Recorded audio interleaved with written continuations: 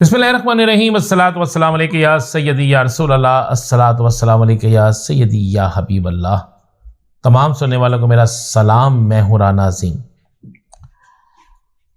आज बड़ा अहम तरीन दिन और बड़े अहम तरीन मामलात, बड़े अहम तरीन फैसले सामने आए हैं। आज सबसे बड़ा फैसला यह सामने आया कि इलेक्शन कमीशन ने एक महफूज फैसला पाकिस्तान तहरीक इंसाफ के हवाले से सुना दिया और कहा है कि इंट्रा पार्टी इलेक्शन जो हुए थे उन्होंने तकाजे पूरे नहीं किए, लिहाजा नए इंट्रा पार्टी इलेक्शन होने चाहिए। और 20 दिन का टाइम दिया गया है कि अगर इस 20 दिन के अंदर आप इलेक्शन नहीं करवाते तो आपसे आपका इंतहाबी निशान बल्ला वापस ले लिया जाएगा। अच्छा, बहुत सी सियासी जमातें इस पर खुश भी हैं।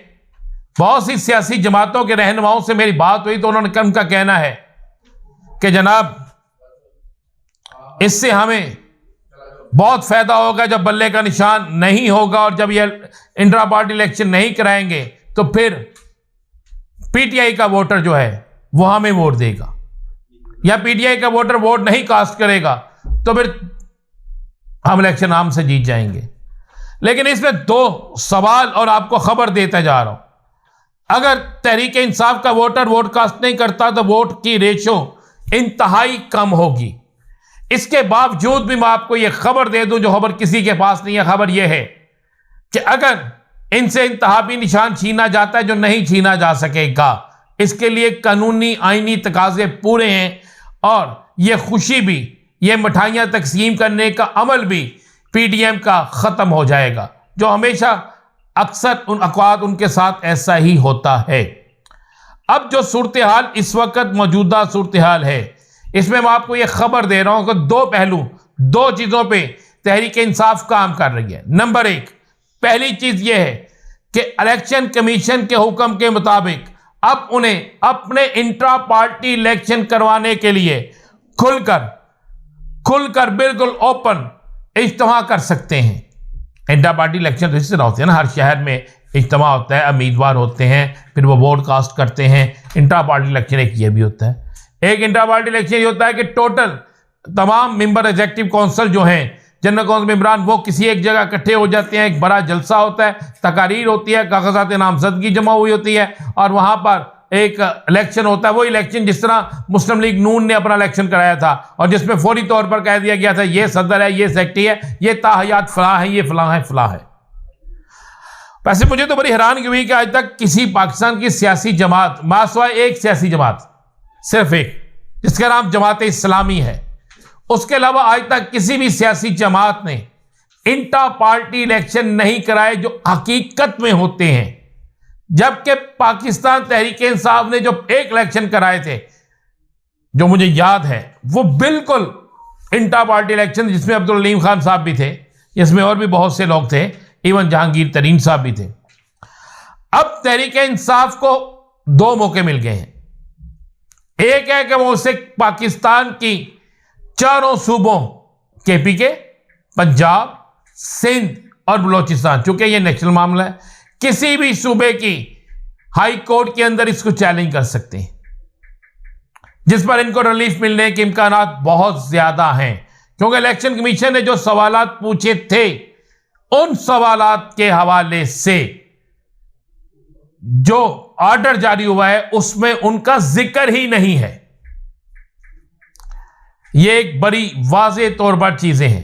तीसरी चीज है कि अगर ये चीज है कि किसी तरीके से चेयरमैन पीटीआई को चेयरमैनशिप से हटाया जाए, तो इसमें भी वो आईनी तौर पर कामयाब नहीं हो सकते, चूंकि अभी केस चल रहा है, और जब तक खत्मी नतायज नहीं आता या खत्मी फैसला आखिरी अदालत से नहीं आता, उस वक्त तक, और जब तक अपील जारी है, उस वक्त तक उन पर इस चीज का अमल नहीं होता, वो इस पैरे में नहीं आते। वो मुजरम नहीं है, अभी तक वो मुल्जम है। मुजरम सजा याफ्ता होता है, मुल्जम सजा याफ्ता नहीं होता है। ये बड़ी एक अहम तरीन चीज है, और मैं ये आपको खबर दे रहा हूं कि ये सब कुछ पीटीआई के हक में जा रहे हैं। आज दूसरी खबर यह है कि बड़ी खबर जो है